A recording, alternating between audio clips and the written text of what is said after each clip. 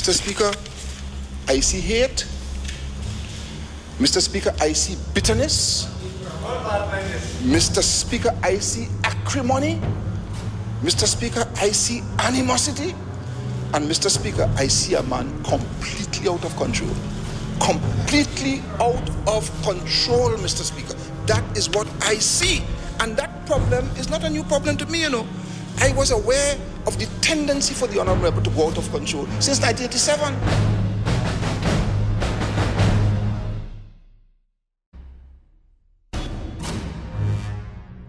I went to the Prime Minister of Trinidad and Tobago in August 2003 as a Minister of Government in Trinidad and Tobago, a PNM Minister, and told him that there was bid rigging taking place in Udicott. What the Commission of Inquiry is looking at is 10 times worse than what happened with Piako Airport. And it's even more brazen.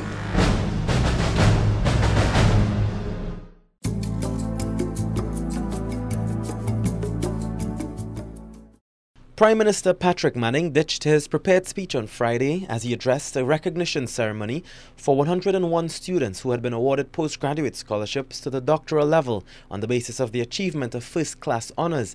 The promise of government's financial help for students up to the PhD level was made in the 2008-2009 budget. Mr. Manning says many times he sat and pondered what Trinidad and Tobago would be like in 2020. His government's vision, he says, is for a progressive country, and it's found that the most effective way of ensuring this can happen is through education.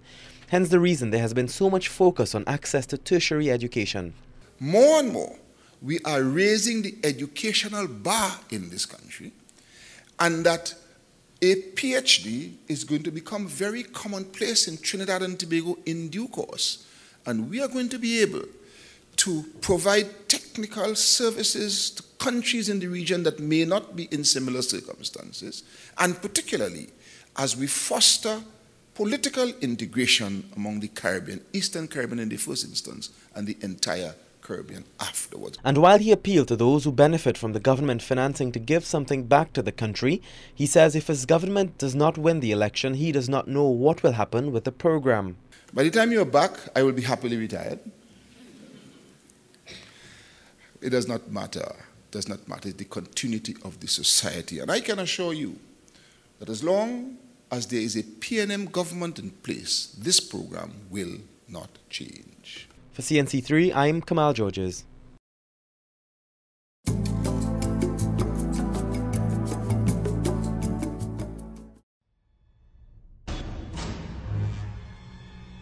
Argue your case. Everybody has a chance to do it. But not like my good friend. The minute you oppose my good friend, Mr. Speaker, the minute you oppose my good friend, he gets very, very angry. And if you oppose him strongly, Mr. Speaker, he becomes a raging bull.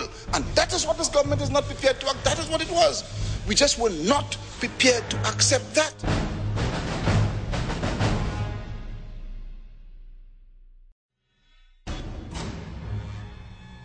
If this country cannot call to order its Prime Minister and his cabinet and his political party to say we are not accepting that, then God help us.